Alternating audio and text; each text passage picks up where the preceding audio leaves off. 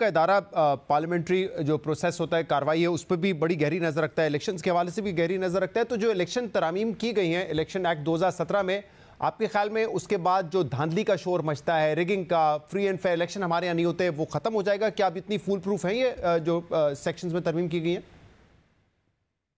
इसमें दो बहुत शुक्रिया शहजाद। इसमें दो बातें बड़ी कहने के लिए बहुत ज़रूरी है। एक तो बात यह है कि जब रिफॉर्म्स की जाती हैं और कानून लिख दिए जाते हैं तो खाली लिखे होने से उनका कोई फ़ायदा नहीं होता। हमारे पास पहले बहुत अच्छे कवानीन मौजूद हैं। असल मसला ये होता है कि उनके ऊपर अमल नहीं होता, और अगर अमल नहीं होता तो बहुत ही अच्छा कानून भी हो तो उसका कोई फ़ायदा नहीं है। तो हमने बार बार ये देखा है कि हमारे इलेक्शन फ्री एंड फेयर इसलिए नहीं होते कि वो कवानीन जो लिखे हुए हैं उनके ऊपर अमल नहीं हो रहा होता। अच्छा, दूसरी बात मैं ये कहना चाहता हूँ कि ये जो कवानीन है इस वक्त जो पास किए गए हैं, उनमें से कोई भी ऐसा कानून नहीं था कि जो बहुत ही अर्जेंट और इम्पोर्टेंट होता, उसके बगैर इंतखाबात का फ्री एंड फेयर होना नामुमकिन था। ऐसी कोई चीज़ नहीं थी, यानी अर्जेंसी कोई नहीं थी। ये चीज़ें छोटी छोटी हैं जो इम्प्रूव करेंगी। मसलन कैंडिडेट को इलेक्शन एजेंट पहले वो एक मुकर्रर कर सकता था, अब 3 मुकर्रर कर लेगा।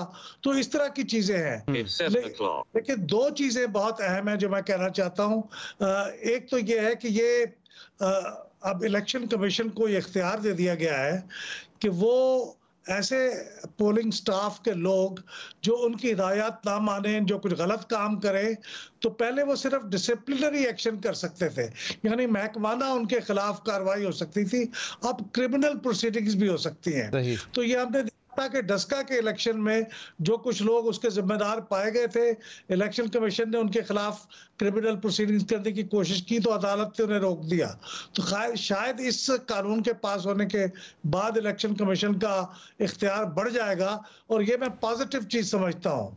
जो चीज नेगेटिव समझता हूँ वो ये है कि हमारे जो केयरटेकर गवर्नमेंट है उसके इख्तियार में इजाफा किया गया है, और वो अगरचे इजाफा थोड़ा सा डाइल्यूट हो गया है लोगों के एतराज करने के बाद, लेकिन अभी भी उसके अंदर ये गुंजाइश मौजूद है कि हमारे आर्टिकल जो सेक्शन 230 की झैली शिक 1 है और झैली शिक 2 है, वो दोनों सस्पेंड हो जाए जब कभी कोई ऐसे माशी किस्म के प्रोजेक्ट्स के ऊपर फैसला करना चाहे केयरटेकर गवर्नमेंट।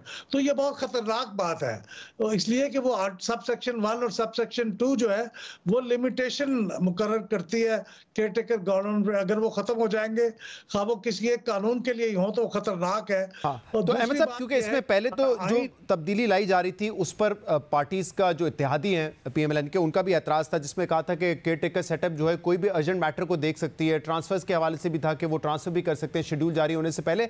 लेकिन अब जब उसको डाइल्यूट किया गया है तो ये कहा गया है कि केयरटेकर हुकूमत एक्शन ले सकती है जो एग्जिस्टिंग बायलैटरल और मल्टीलैटरल एग्रीमेंट हैं, यानी कि जो ऑनगोइंग हैं, जो जिन पे एग्रीमेंट हो चुका है। तो आपके ख्याल में ये डाइल्यूशन के बाद भी प्रॉब्लम है इसमें?